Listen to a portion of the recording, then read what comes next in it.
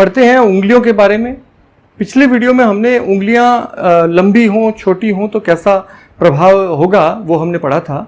इस वीडियो में हम ये जानेंगे कि एक उंगली के केवल अगर उंगलियां हथेली के सामान्य हैं और केवल एक उंगली लंबी हो गई है तो उससे क्या प्रभाव पड़ता है। तो हम सबसे पहले पहली अनामिका जो हमारी तर्जनी उंगली है, जो सबसे पहले अंगूठे के साथ वाली उंगली तर्जनी, अगर हम इसकी ठीक ठीक लंबाई देखें तो ये मध्यमा के पर्व के मध्य से थोड़ी सी नीचे रहती है। यह इसकी वास्तविक लंबाई है। यदि इसकी लंबाई अधिक हो जाए तो क्या प्रभाव होगा। यदि यह सामान्य है तो ऐसा व्यक्ति नियम को मानने वाला, धर्म में आस्था रखने वाला और अंतः प्रेरणा से युक्त होगा, यानी कि इंट्यूशन बहुत अच्छी होगी उसकी, वह अपने अंदर की आवाज को सुन पाता है, अंतः प्रेरणा से युक्त व्यक्ति होता है।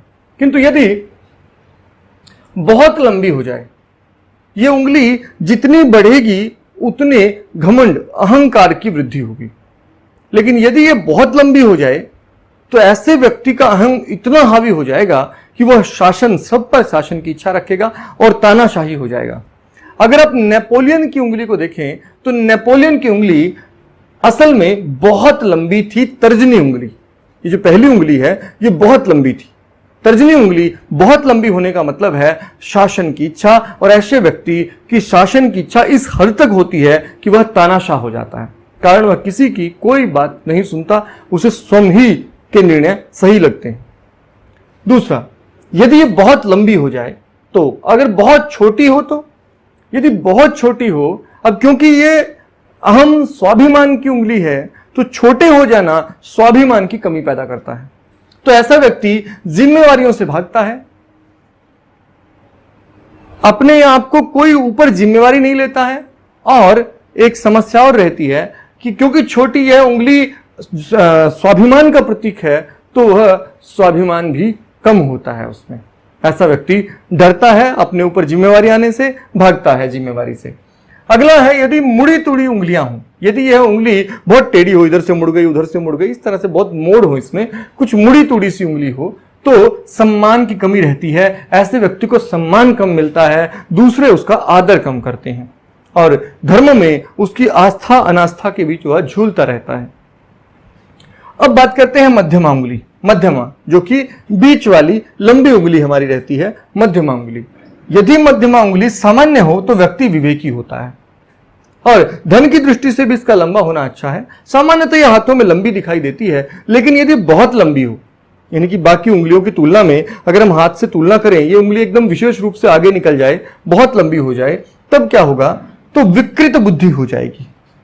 ऐसे व्यक्ति में बुद्धि जो है वो विवेक खो देगी और वह गलत कार्यों में शामिल हो जाएगा। यदि यह बहुत छोटी हो जाए तो विवेक की कमी हो जाएगी, छिछोरापन व्यक्ति में आ जाएगा, सामाजिक संतुलन का ध्यान न रखते हुए ऐसा व्यक्ति स्त्रियों के प्रति आकर्षण या फिर एक सामाजिक नियमों को तोड़ने की आदत ये उसमें दिखाई देगी। बहुत छोटी, लेकिन यदि मुड़ी तुड़ी हो तो, उंगली की लंबाई कैसी भी हो, यदि बहुत टेढ़ी मेढ़ी हो, उंगली की लंबाई तो सामान्य है और बहुत टेढ़ी मेढ़ी है, तो ऐसे में थोड़ी सनक पैदा हो जाती है।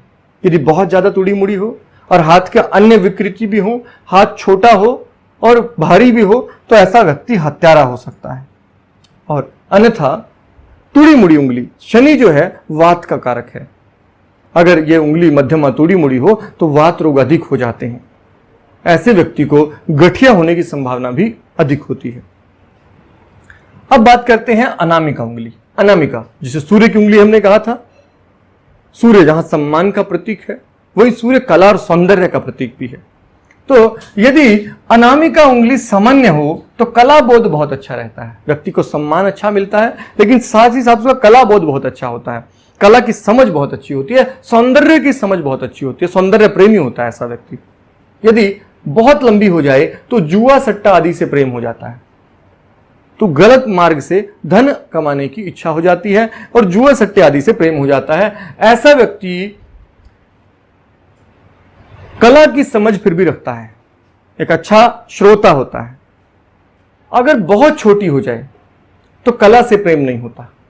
ऐसा व्यक्ति यदि कलाकार हो तो भी केवल धन कमाने के लिए कला का उपयोग करता है और असल में वो हृदय से कलाकार नहीं है, केवल धन कमाने के उद्देश्य से ही कला का उपयोग करता है। ऐसा व्यक्ति कलाकृतियां बेचकर भी धन कमा सकता है, दूसरे की कलाकृतियां बेचकर भी।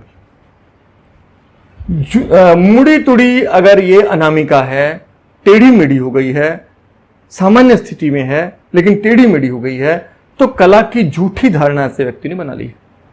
ये व्यक्ति कला की वास्तविक समझ नहीं रखता है, लेकिन स्वयं को कलाकार की तरह प्रदर्शित करेगा और वास्तव में कला की समझ इसमें थोड़ी कम रहेगी। अगर हम बात करते हैं कनिष्ठा की, कनिष्ठा जो हमारी छोटी उंगली है, वैसे तो सामान्यतः छोटी होती है, फिर भी मैंने कहा था कि जब हम किसी उंगली को छोटी या बड़ी कह रहे हैं तो तुलना करनी है उसकी। हथेली के अनुसार सामान्य रूप से उसका आकार कैसा होना चाहिए और अब उसका आकार कैसा है, यह हमें तुलना करनी है। तो कनिष्ठा जो है यह सामान्य होने पर ऐसे व्यक्ति में बहुमुखी प्रतिभा होती है। बहुत तरह की प्रतिभा ऐसा व्यक्ति रखता है।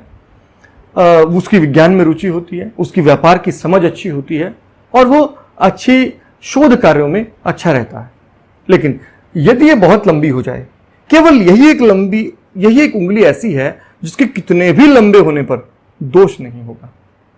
यह बहुत लंबी होगी तो उतनी ही शोध की क्षमता, वैज्ञानिक समझ या व्यापार की समझ बढ़ने लगेगी। वो हाथ के अनुरूप हमें देखना होगा। यदि वैज्ञानिक हाथ है, यदि वह व्यक्ति वैज्ञानिक है, तो वह बहुत सारे आविष्कार कर सकता है और उसकी विज्ञान की समझ कमाल की होगी। लेकिन यदि वह व्यक्ति केवल व्यापारी है तो वह व्यापार में भी आविष्कार करेगा, तो ऐसा व्यक्ति आविष्कारक होगा, प्रतिभा कमाल की होगी, उसकी विज्ञान और बुद्धि दोनों ही असीमित समझ रखेगा। तो ऐसा व्यक्ति बहुत बढ़िया है, आविष्कारक हो सकता है, शिल्पी हो सकता है, नई नई वस्तुएं बनाने वाला व्यक्ति हो सकता है और व्यापारिक विशेषता होगी। ऐसा व्यक्ति यदि व्यापारी हुआ तो विशेष व्यापारी होगा, वह नए नए व्यापारों की खोज भी कर सकता है। बहुत छोटी, यदि उंगली बहुत छोटी हो जाए, अब क्योंकि मैंने कहा कि यह बुद्धि का प्रतीक है हमारी, तो बहुत छोटी होने पर बुद्धि की कुछ कमी हो जाती है। बुद्धि का मतलब वैज्ञानिकता की धारणा से है, बुद्धि का मतलब विश्लेषणात्मक शक्ति से है, वह कम हो जाएगी। तो ऐसे में असफल व्यापारी होगा, ऐसे व्यक्ति का व्यापार बहुत सफल नहीं हो पाता है। ऐसे व्यक्ति के लिए नौकरी करना ही बेहतर है व्यापार करने की बजाय। दूसरा, निष्कर्ष में जल्दबाजी करता है। ऐसा व्यक्ति जल्दी से निष्कर्ष पर पहुंच जाता है बिना तथ्यों का उचित विचार किए, यह बड़ा घातक हो सकता है।